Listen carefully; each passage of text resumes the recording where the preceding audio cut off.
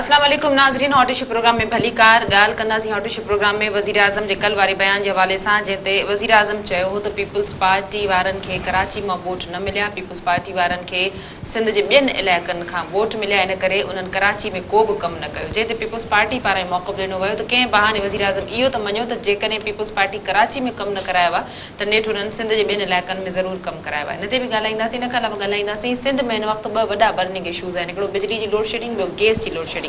बिजली जी load shedding जे हवाले सां असां ॾिठोसीं त सूबाई हुकूमत खां वठी करे वफ़ाक़ी हुकूमत ताईं जेको आहे सिंध में PTI जा जेके मेंबर हुआ उन्हनि पारां पिणु एहतजाज कयो वियो, मुख़्तलिफ़ तंज़ीमनि पारां, मुख़्तलिफ़ जमातनि पारां एहतजाज कयो वियो, पर उन जे बावजूदि अदालतनि जे नोटिस वठण बावजूदि सॼी सिंध में बिजली जी लोड शेडिंग अञा ताईं घटि न थी सघी आहे। ॻरा ॻरा बिल मोकिलिया वञनि था, न रुॻो बिजली महांगी कई वई आहे, पर केतिरा ई कलाक बिजली ग़ाइब पिणु हुजे थी। इन ते बि ॻाल्हाईंदासीं। इन खां अलावा ॻाल्हाईंदासीं त सईद गनी जी सरबराही में पीपल्स पार्टी सां लाॻापियल कुझु ॿियनि अॻुवाणनि अॼु सुई गैस ऑफिस ॿाहिरां मुज़ाहिरो कयो, जंहिं ते सईद गनी जो चवणु हो त ही तारीख़ में नालाइक़ तरीन वज़ीर आज़म आहे ऐं बेहस वज़ीर आज़म आहे, जंहिंजो को मिसाल नथो मिले। इन वज़ीर आज़म अचणु शर्त सिंध सां माटड़ी माह वारो सलूक रखियो आहे, जंहिंमें सिंध में बिजली जी लोड शेडिंग खां वठी गैस जी लोड शेडिंग ऐं ॿिया मसइला आहिनि।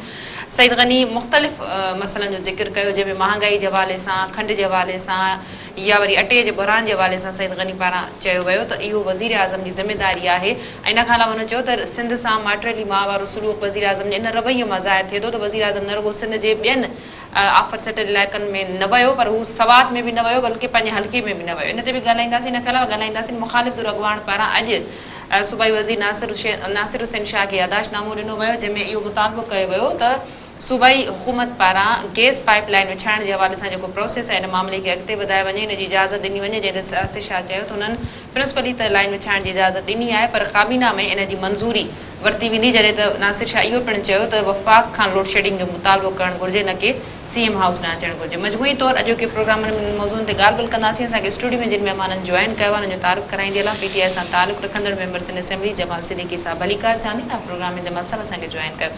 असांजा ॿिया महिमान आहिनि पीपल्स पार्टी सां तालुक़ रखंदड़ मेंबर्स इन असेंबली डॉक्टर सुराब सरकी साहब। डॉक्टर साहब भली कार तव्हां असांजे प्रोग्राम में जॉइन कयो। असांजा टियां महिमान आहिनि JUI से तालुक़ रखंदड़ समी सवाती साहब। आपको वेलकम कहते हैं, आपने प्रोग्राम में ज्वाइन किया। जमाल साहब, वज़ीर आज़म जे कल वारे स्टेटमेंट खां शुरू कंदासीं। चलो इहो त मञो मुंहिंजे ख़्याल में त अगरि पीपल्स पार्टी कराची में कमु न कयो आहे त सिंध जे ॿियनि शहरनि में कमु कयो आहे। ख़ुदि वज़ीर आज़म इहा ॻाल्हि कई आहे त इन्हनि खे वोट जिथां मिलनि था उते ई कमु कनि था। बिस्मिल्लाहिर्रहमानिर्रहीम।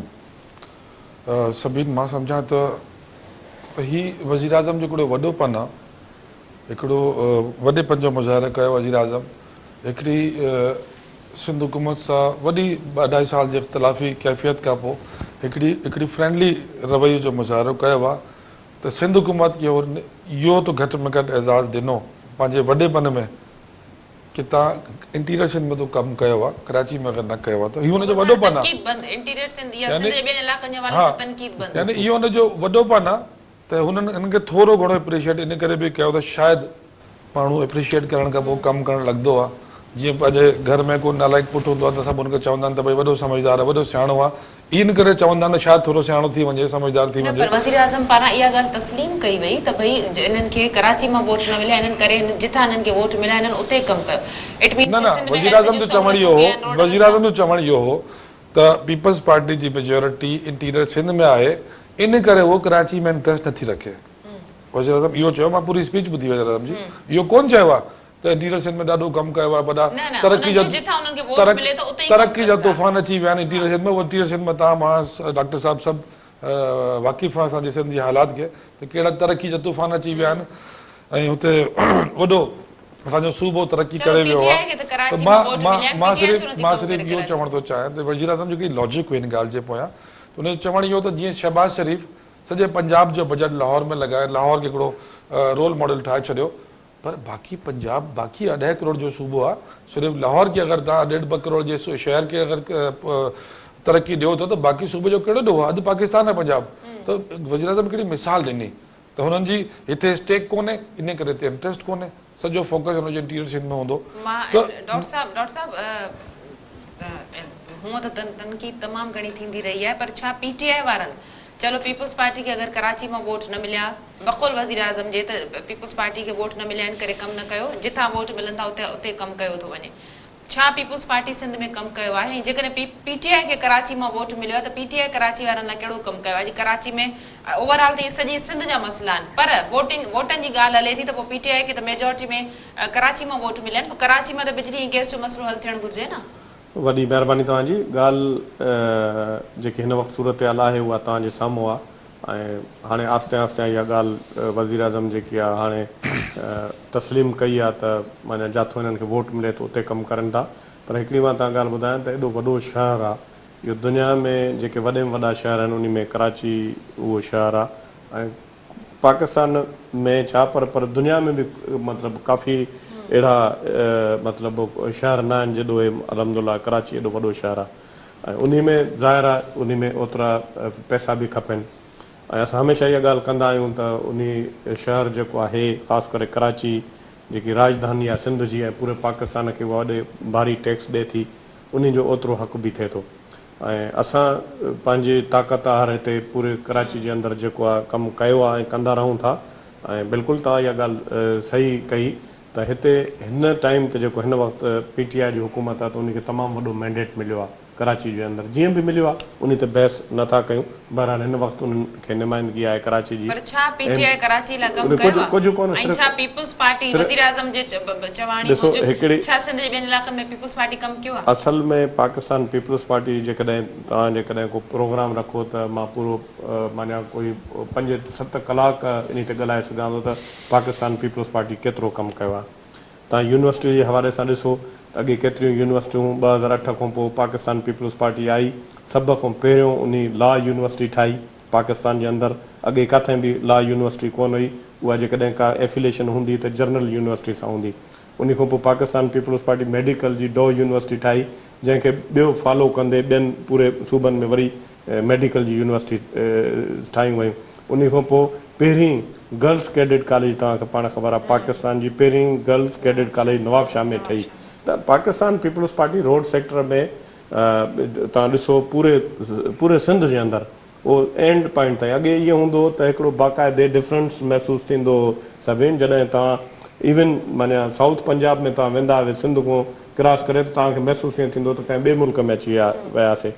ऐं हाणे अलहमदुल्ला जेकॾहिं तव्हां साउथ पंजाब में सिंध जे रोडनि खां वञो त तव्हांखे उहे हिन खां ख़राबु रोड नज़र ईंदा। सिंध जा जेके आहिनि पूरो इंफ्रास्ट्रक्चर रोड सेक्टर में ख़ासि करे तमामु वॾो कमु कयो आहे।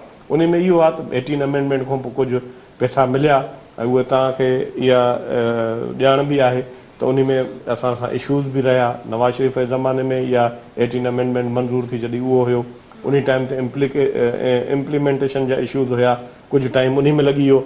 उन खां पोइ वरी अची वई पीटीआई जी हुकूमत। हाणे जेके आहिनि उहे 18 अमेंडमेंट जे तहत उहे या जेको आहे जेके फंड्स आहिनि NFC एवॉर्ड मुताबिक़ असांखे मिलणु खपनि, उहे बि नथा मिलनि। पर ॻाल्हि इहा त इन सभिनी शयुनि खे पोइ ते रखी करे, सियासत खे पोइ ते रखी करे असां यको जेको आहे मां पाण इवन मां तव्हां ॿुधायां 93 खां वठी मां इलेक्ट थींदो अचां थो असेंबली जो मेंबर। पर असांजो मक़सदु इहो आहे त जेकी बि हुकूमत अचे, चाहे वफ़ाक़ जी या सूबाई जी हुजे हुकूमत, उहे मिली करे हाणे तमामु सुठी ॻाल्हि थी। तव्हांखे पाण ख़बर आहे एॾी वॾी तनक़ीद, चोर डाकू सभु कुझु प्राइम मिनिस्टर असांजो चए पियो, पीटीआई वारा चवनि पिया। पर तव्हां पाण ॾिठो त जॾहिं उन प्राइम मिनिस्टर कॉल कई त असांजो चीफ मिनिस्टर साहिबु वञी करे उन्हनि सां गॾु वेठो ऐं असां बिल्कुलु सहकार करण जे लाइ तयारु आहियूं, कमु करण जे लाइ तयारु आहियूं। सियासत बराए सियासत न थिए ऐं इशूज़ आहिनि। ऐं जेकॾहिं हिकिड़ी इशू जेको आहे वॾे में वॾे जेको इशू आहे उहो पैसे जो आहे। पैसो हूंदो त बिल्कुलु तरक़ी थींदी, मुंहिंजे ॻोठ में बि थींदी, जंग जड़ थींदी। ऐं तव्हां पाण ॾिसो दुबई छा हो, उते पैसो आयो लगे तो सवाती साहब इसी बात को मैं आगे बढ़ाऊंगी, उसके बाद दूसरे टॉपिक पे आएंगे कि क्या वाकई पीपल्स पार्टी ने अगर कराची से वोट नहीं मिले तो पीपल्स पार्टी ने कराची में काम नहीं कराया, बाकी सिंध के दूसरे अजला में, अंदरूनी सिंध का जो है वर्ड यूज नहीं करूंगी, बाकी सिंध के दूसरे अजला में पीपल्स पार्टी ने वाकई काम कराया है। अगर पीटीआई को मेजॉरिटी में कराची से वोट मिले तो 2 सालों में पीटीआई ने वाकई कराची को फोकस किया है। बिस्मिल्लाहिर्रहमानिर्रहीम। सबसे पहले तो मैं आपका एक दफ़ा फिर शुक्रिया अदा करता हूँ।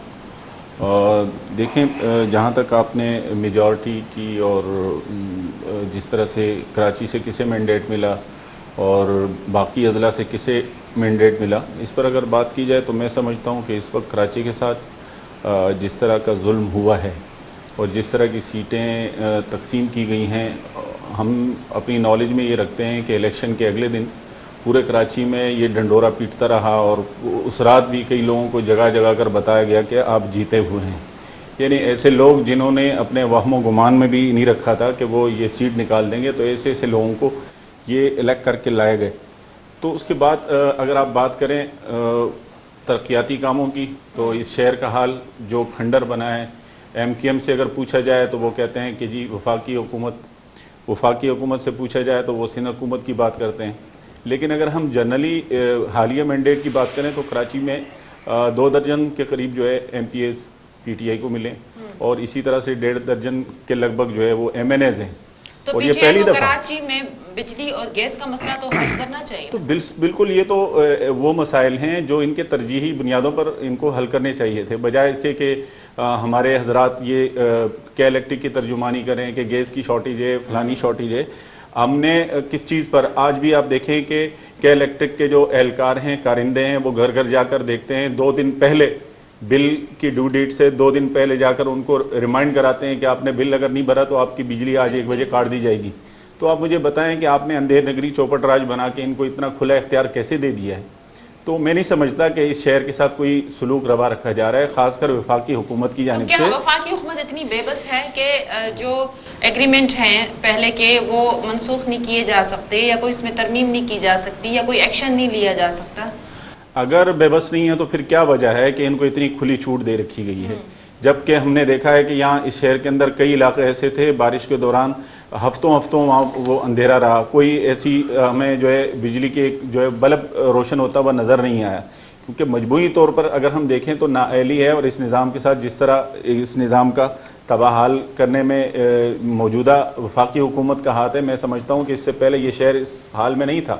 چونکہ ادارے وفاق کے تحت اور ان اداروں کی اب پشت پناہی جو ہے وہ وفاق کے جو صوبے میں نمائندے ہیں وہ کر رہے ہیں، تو اس کی وجہ سے ظاہر ہے کہ صوبائی اور وفاقی حکومت ایک تصادم کی کیفیت میں ہے. تو ظاہر سی بات ہے کہ اداروں کی جو کارکردگی ہے وہ آپ کے سامنے، عوام جو ہے وہ گیس سے بھی پریشان ہے. میں اس پہ ڈاکٹر صاحب کیا اچھا ہی گال واقعی درست ہے تو وفاقی حکومت یا سوئی گیس کے حوالے سے جو چیو تو ونجے ادارن کے حوالے سے بار بار خط لکھن کے باوجود صوبائی حکومت پارا کو ریسپانس نہ ॾिनो वियो، पाइप लाइन विछाइण जी इजाज़त नथी ॾिनी वञे، स्पेस नथो ॾिनो वञे، ज़मीन नथी ॾिनी वञे، पोइ सिंध हुकूमत छो थी ब्लेम करे वफ़ाक़ी हुकूमत? न मां नथो सम्झां त सिंध गवर्नमेंट अहिड़ी का ॻाल्हि कंदी, या का थी सघे थो को उन में के इशूज़ हूंदा आहिनि, उहे हाणे जेकॾहिं ख़त लिखी करे रोज़ रिमाइंडर मोकिले उहे रिज़ॉल्व करण जी कोशिशि छो न कई वई? केतिरनि सालनि खां इहो बहिरान थिए थो. असल में ॻाल्हि इहा त बिल्कुलु रिज़ॉल्व करण जी कोशिशि कई वई आहे, कई वेंदी आहे. ऐं इशू इहो आहे त 2 आहिनि जेके प्रॉब्लम. हिकिड़ो इहो आहे त पैसा जेकॾहिं तव्हां वटि आहिनि ऐं उहे तव्हां नथा ॾियो, हिकिड़ो इहो प्रॉब्लम आहे. ॿियो इहो आहे त पैसा तव्हां वटि आहिनि ऐं तव्हां उन खे तव्हांखे तरीक़ेकार न आहे कमु करण जो. हाणे पी टी आई सां ज़ुल्म इहो आहे त हुननि वटि पैसा बि आहिनि ऐं उन्हनि खे कमु करण बि नथो अचे, उनखे इहा ख़बर बि न आहे, ऐं ॿिए कंहिंजी मशवरो बि वठण जे लाइ तयारु न आहिनि.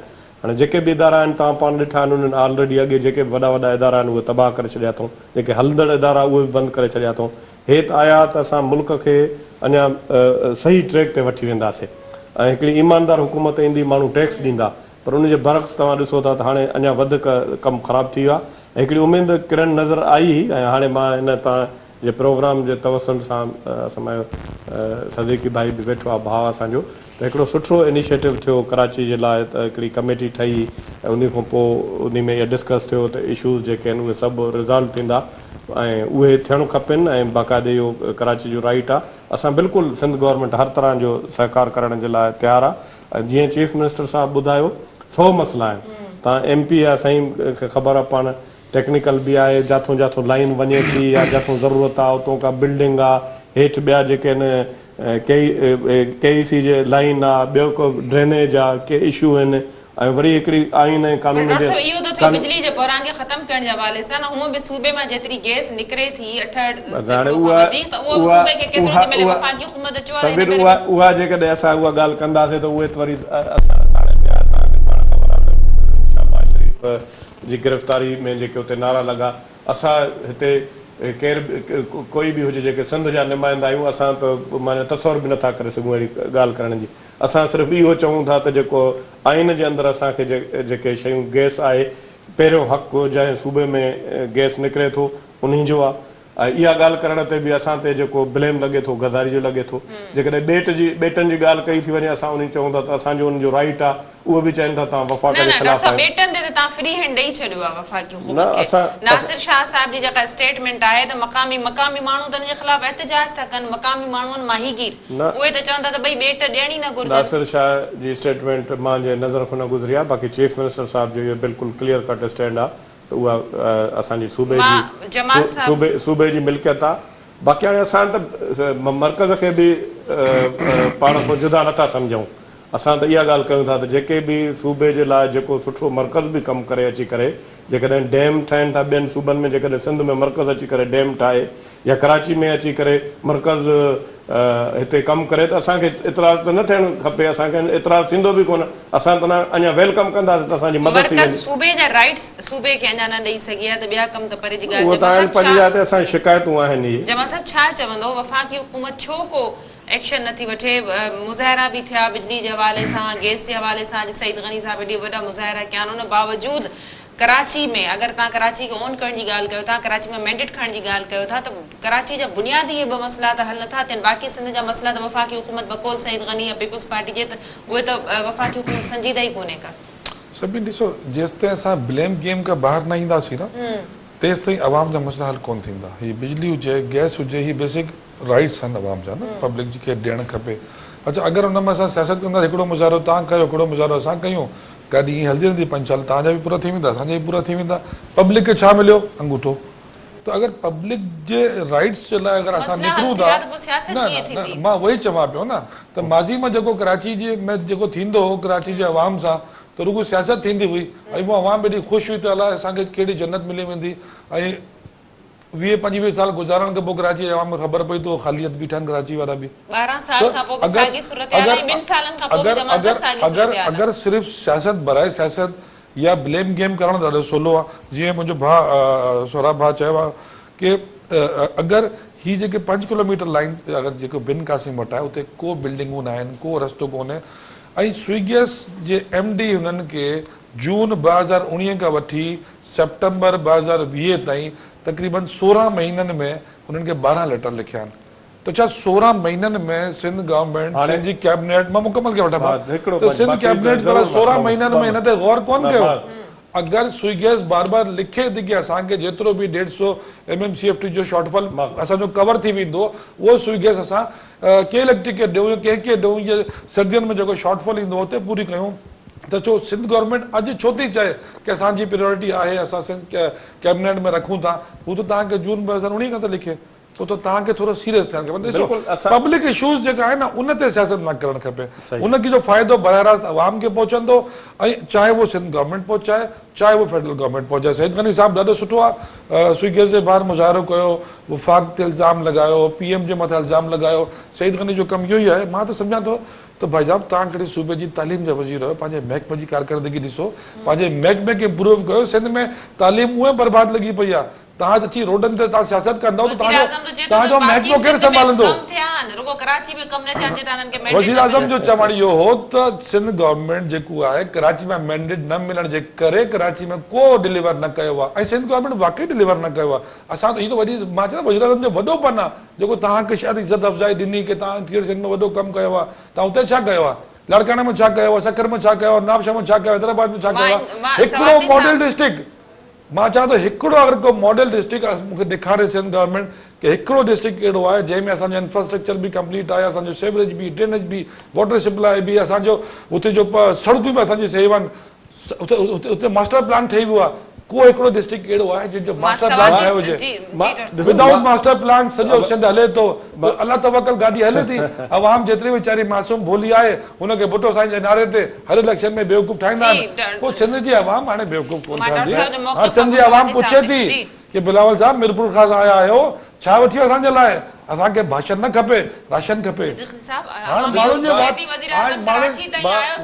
जे वात में ज़बान अची वई आहे। माण्हुनि जे ग़रीबनि जे कराची जो वज़ीर आज़म न सॼी सिंध जो सॼे मुल्क जो जी आहे। बिल्कुल बिल्कुल पूरे मुल्क जो है, पूरे मुल्क जो है ऐं पूरे मुल्क में किथे वज़ीर आज़म ईंदो आहे, किथे सीएम ईंदो आहे, किथे गवर्नर ईंदो आहे, हर को माण्हू पंहिंजी पंहिंजी ज़िमेदारियूं पूरी कंदो। वज़ीर आज़म जी मसरूफ़ियत घणी हूंदी आहे, हर जाइ ते पूरो नथो पई सघे, पर सिंध जे इलाही शहरनि में गवर्नर साहब पाण वियो आहे, विजिट कयो आहे, डिस्ट्रीब्यूशन कई आहे हुते, तो हर आदमी पंहिंजी पंहिंजी ज़िमेदारी पूरी करे, पब्लिक इश्यूज़ ते सियासत न करे। बसि मुंहिंजो चवण एतिरो ई आहे। अफ़सोस इहो आहे त एॾो वॾी तबाही आई आहे, एॾी वॾी तबाही आई आहे। प्राइम मिनिस्टर हिते कराची में आयो, कम अज़ कम जेको आहे उनखे मीरपुर ख़ास या गवर्नर साहब वियो न मीरपुर ख़ास, प्राइम मिनिस्टर वञे, प्रेसिडेंट ऑफ पाकिस्तान वियो, प्राइम मिनिस्टर वञणु खपे। असांजी रियासत जो सरबराह वियो न। मां हिकिड़ी ॻाल्हि ॿुधायां सदीक़ साहब, ॻाल्हि इहा त चीफ मिनिस्टर ऐं प्राइम मिनिस्टर चीफ एग्ज़ीक्यूटिव आहिनि, उन्हनि वटि पावर्स आहिनि, बाक़ी त हो तव्हांखे ख़बर आहे त उन्हनि जूं पोस्टियूं जेके आहिनि उन्हनि वटि त एतिरो इख्तियार ई कोन्हे। सिंध जो अवाम मुंतज़िर रहियो त को सिंध रिलीफ पैकेज वज़ीर आज़म अनाउंस वञणु खपे, कोन वियो। बाक़ी सदीक़ी भाउ जेकी ॻाल्हि कई त असां पाण हिते पॉलिटिक्स कयूं था, सिंध जा माण्हू ॿुधनि था, साईं वञे मिठी शहर वञी करे ॾिसे, अॼु खां जाकू जो पीपल्स पार्टी जी गवर्नमेंट आई उन खां अॻु में ख़ैरपुर शहर ॾिसे, इवन लाड़काणो ज़रूरु इशू आहिनि, उते आइडियल पोज़ीशन न आहे। तव्हां जेके जेके शहर सिंध जा हिकु न, तव्हां पहिरियों जेके रोड्स इंफ्रास्ट्रक्चर, साईं बि सिंध जो आहे, हितां जो अॻे बि वेंदो हूंदो, सखर ताईं बि वेंदा हूंदा, इवन सखर तां वञी करे ॾिसो, ऐं ॿिया जेके बि शहर आहिनि बिल्कुलु उते कमु थियो आहे, वॾे पैमाने ते कमु थियो आहे। अॻे अहिड़ी हालत हुई जो माण्हुनि उते तमामु हिकिड़ी तमामु ख़राबु सूरत हाली, बाक़ी हाणे उनजे बरक्स हाणे कमु थियो आहे, उहो कमु आहिस्ते आहिस्ते बहितर थिए पियो, नज़र बि अचे पियो। ऐं तव्हां पाण ॾिठो त असां 4 साल बल्दियाती निज़ाम बि हलायो, उन्हनि खे बि फुल फ्लेज जेको आहे हिते कराची में जेके असां फंड ॾिनासीं उन्हनि खे, जेके बल्दियाती वारो निज़ाम हो, उन्हनि में बि जेकी आहे सूरत हाल उहा हिननि खे ख़बर आहे। सिंध गवर्नमेंट जेको बि कमु कयो आहे उहे लिकल कोन्हे, ऐं उहा बिल्कुलु हिते कमु थियो आहे, वॾे पैमाने ते कमु थियो आहे। बाक़ी ॻाल्हि इहा त मां हमेशह जेतिरे वॾे पैमाने ते थिया, मां छंछर आचर सखर लड़काणा वेंदुमि इंशाल्लाह, वापसि अची वरी सिंध टीवी ते वेंदासीं, तव्हांखे हिकु हिकु तफ़सील ॿुधाईंदुमि केतिरे वॾे पैमाने ते कमु थियो आहे, मां इन चैनल ते तव्हांखे ॿुधाईंदुमि केतिरे वॾे पैमाने ते माण्हू ॿुधनि था सिंध जा। तव्हां सांगड़ जी तव्हां ॾिसो, अॼु खां 5-6 साल अॻु में सांगड़ जे रोडनि जी छा हालत हुई। तव्हां मीरपुर ख़ास में पीपल्स पार्टी जे अचण खां अॻु में उते मीरपुर ख़ास में तव्हां हाणे वञो था, डबल रोड आहे।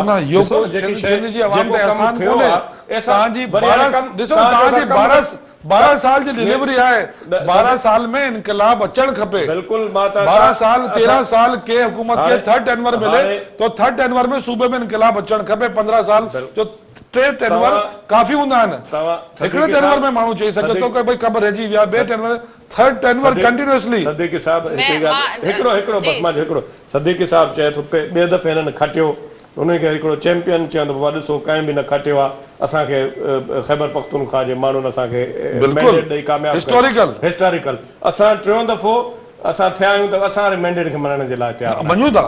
ॾिसो न हाणे ईअं न कयो, असां मञूं था, but you have to deliver, you have to deliver. असां डिलीवर कयो आहे, मां वही जवाब ॾियो त इहो कमु आहे 3 टेनवर में न कयो, 3 टेनवर में को हिकिड़ो डिस्ट्रिक्ट तव्हांखे आइडियल ठाहे खपे। ये हमें वही ब्लेम गेम नजर आ रही है इसमें। मैं सवादी साहब की बात का जवाब दूं। सवादी साहब ने बड़े आसानी से कह दिया कि जी 2.5 साल में जो कराची में बर्बादी हुई है, उससे पहले तो कराची बहुत आबाद था। सवादी साहब आप भी कराची में रहते हैं, आपने 96 के बाद कराची के हालात देखे होंगे। कराची में जिस तरह इंसान की जिंदगी थी और जो कारोबारी जिंदगी थी, दोनों आपके सामने। आप कराची में नए नहीं है, ऐसा कुछ नहीं। मैं मुकम्मल करूं फिर आप, मैं मुकम्मल करूं फिर आप। नहीं, मैं कह रहा हूँ कि आपने तो ऐसे कह दिया जैसे कि इन 2.5 साल के हवाले से बात हो रही है, जिसमें किसी पार्टी का क्रेडिट इसमें नहीं क्रेडिट नहीं ले रहा मैं क्रेडिट नहीं ले रहा। मैं कह रहा हूँ कि 2.5 साल की परफॉर्मेंस का जो सिलाब हमारे खाते में डाल रहे हैं, तो 2.5 साल से पहले भी ये शहर बर्बाद था। हम तो शहर को खड़ा करने के लिए आए, हम शहर को खड़ा करने के लिए आए, हम शहर को खड़ा करेंगे। जो अभी 1100 अरब का पैकेज आपने शायद देखा होगा, वो इस शहर के लिए ही है, वो इसी शहर के लिए है। वो हम और सिंध गवर्नमेंट मिलके इस शहर को डिलीवर करेंगे। आप सिर्फ इंतजार करें, देखते जाएं, इस शहर को इंशाल्लाह ताला हम खड़ा करके देंगे आपको। जी सवादी साहब, वो तो देखिए, जहां तक दावों की बात है तो बात चल रही थी कि कौन कहां तक जाता है, तो मैं कराची से लेकर सक्कर तक भी जाता हूं और सक्कर से आगे पख्तूनख्वा, स्वात और हजारा डिवीजन भी जाता हूं। हमने देखा है, आज भी आप वहां जाएं और वहां के आम वोटर से पूछें कि वोट किस तरह हुआ और किस तरह से ये सारी चोरी हुई। हम तो गुज़श्ता 2-2.5 साल से। अच्छा, आप हारे तो हमारी चोरी, इस आप जीते तो सही है। नहीं, आप जीत जाएं लेकिन खुली रिगिंग ना हो, खुले आम आप जीते अरे ये हैं, फैसला दुनिया अदालत आपको- करेगी, ये आवाम- आप आवाम नहीं करेगी। करेंगे। ये ये आप और मैं नहीं करेंगे। रिजल्ट नहीं करेंगे, वो ये रिजल्ट आप और मैं नहीं करेंगे, ये अदालत जिसमें- करेगी। जिसमें फॉर्म 45 नहीं हो, जिसमें बहुत सारी चीजें आपको तीसरे और चौथे दिन मिले। लाड़काना का हल्का देख लें, वहां कब इनको जो है वो वहां पर भाईजान आप जितना मर्जी सिलेक्शन क्या करें, अवाम ने इलेक्ट किया है, सवाती साहब मुझे इससे ये कोई बताएं फर्क कि नहीं सिंध पड़ता। के गैस और बिजली के मसाइल क्या इस ब्लेम गेम से हल हो सकेंगे? देखिए वफाकी और सूबाई हुकूमत का क्या रोल होना अवामी चाहिए? इशूज पे तो ये हुकूमत कभी आई नहीं है। आप मुझे बताएं वफाकी और कि सूबाई मैं दोनों का पूछ रही हूं। मैं इस वक्त वफाकी हुकूमत की बात जी। इसलिए कर रहा हूं चूंकि इस वक्त मसाइल अगर उलझे हुए हैं तो वफाकी हुकूमत की वजह से हैं। टैक्स किसको जाता है? इस शहर का टैक्स किसको जा रहा है? इस शहर का टैक्स वफाक को जा रहा है। वफाक अगर इस शहर का टैक्स रिटर्न नहीं करेगा, रिफंड नहीं करेगा और इस शहर पे नहीं लगाएगा, तो आप मुझे बताएं कि सूबाई हुकूमत के पास कितने ऐसे इदारे हैं जिनसे वो कलेक्शन करके इस शहर पर लगाएगा। दूसरी बात, अब तक खान साहब कंटेनर से नहीं उतरे, 2.5 साल गुजर चुके हैं, वही ब्लेम गेम चल रही है, वही इल्जामात की सियासत है और इससे आगे एक कदम भी नहीं उठे। भाई अगर आपने इतने लोगों को नैब के जरिए अंदर कर दिया तो कम से कम कौम को यह भी तो बताएं कि किससे कितने अरब आपने रिकवरी कर दी। अब आप नैब के अंदर लोगों को घसीट भी रहे हैं, जलील भी कर रहे हैं, रुस्वा भी कर रहे हैं और उसके बाद जब आपकी बारी लगती है तो आप अपने लोगों को नवाजने के लिए उनको बैरून मुल्क भेज देते हैं। जहांगीर तरीन साहब कहाँ हैं? चीनी पर जो नोटिस लिया गया कहाँ है? आटे की कीमत कहाँ चली गई है?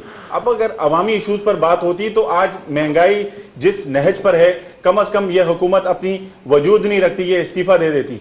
लेकिन आज आप मुझे बताएं कि जिन जिन चीज़ों पर नोटिस लिया गया और जिन जिन चीज़ों को खान साहब ने नोटिस किया वो चीज़ें फिर लोगों ने देखा कि उसको पर लगे हैं। ठीक है जी, सोने की कीमत कहाँ चली गई है?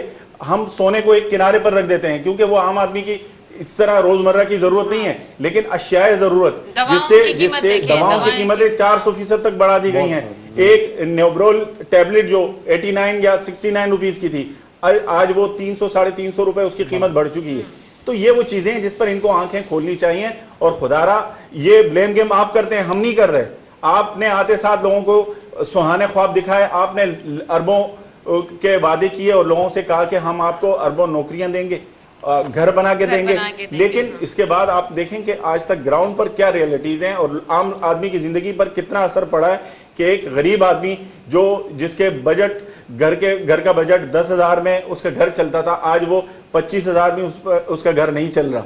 तो अर्ज करने का मकसद ये है कि ये लोग अगर चाहें तो लोगों को रिलीफ दे सकते हैं, लेकिन चूंकि ये मैं नहीं समझता कि हकीकी अवामी नुमाइंदे हैं। अगर हकीकी अवामी नुमाइंदे होते तो इन्हें यह एहसास होता ये लोगों को इस बात की सजा दे रहे हैं कि इन्हें वोट क्यों नहीं दिए, चूंकि इनको वोट जिस तरह से भुगताए गए हैं ये उसका बदला आवाम से ले रहे हैं। मैं डॉक्टर साहब इन तव्हांजो मौक़िफ़ वठी पोइ महंगाई भी तमामु घणी थी वई आहे, बिजली जी क़ीमतनि जे हवाले सां सईद गनी चयो, सईद गनी जी इहा बि स्टेटमेंट हुई अॼु एहतजाज में हुन ॻाल्हाईंदे चयो त ही नालाइक़ तरीन ऐं बेहस वज़ीर आज़म आहे।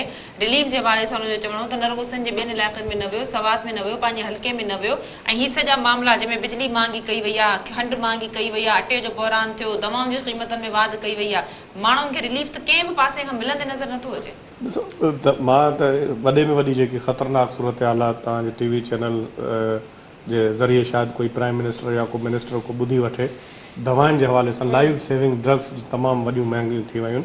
ऐं सवाती साईं सही चयो, इन्हनि खे बिल्कुलु नाराज़ न थियणो खपे, इन खे सीरियस सोचे करे जेके उन सां गवर्नमेंट सां वेठा आहिनि, PTI जा बि जेके MNA MP आहिनि उहे बि प्राइम मिनिस्टर सां ॻाल्हि करनि, पंहिंजे मिनिस्टर सां ॻाल्हि करनि, उन्हनि खे वापसि पुराणे रेट पे न बि जेको हिकिड़ो मुनासिबु हिकिड़ी एवरेज हुजे, 400-500 हिकिड़ी टेबलेट जेकी 50 रुपए मिले पई उहा 350 रुपए, इहो सिर्फ़ु इन बुनियाद ते त PTI में वेठा आहियूं, PTI जा नुमाइंदा आहियूं, त अलाह ताला बि ॾिसे थो इहो वॾो ज़ुल्म आहे। ऐं ठीकु आहे जेकॾहिं को मिसाल असांखां का ग़लती थिए थी या असां कमु न कया आहियूं, असांखां बि पुछाणो थिए थो, असां हुनजो जवाब बि ॾियूं था ऐं असां इहा बि ॻाल्हि मञूं था त आइडियल पोज़ीशन न आहे। बिल्कुलु उहे दवायूं जेके आहिनि कम से कम मां डॉक्टर बि आहियां उहे रिवर्स थियणु खपनि, एतिरियूं थी अची वञे, एतिरी रेट अची वञे जो कम से कम माण्हू ख़रीद करे सघनि। जमाल साहब अवाम दुश्मन हुकूमत मां नथी चवां, सईद गनी साहब चए थो फ़ैसिला जेके आहिनि उहे बिजली जी क़ीमतनि में वाध, गैस अणलभ, बिजली अणलभ, दवाऊं महांगियूं, महांगाई जो तूफ़ान, नौकरियूं कोन्हनि के, माण्हू बेरोज़गार, वफ़ाक़ी हुकूमत छा ॾेई सघी आहे? चयो पियो आहे वज़ीर आज़म तरफ़ां त ॾुखियो वक़्तु गुज़री चुको आहे, पर शायदि वज़ीर आज़म जे मथां गुज़रियो हुजे, अवाम जे मथां त अञा मुसलत कयो पियो वञे ॾुखियो।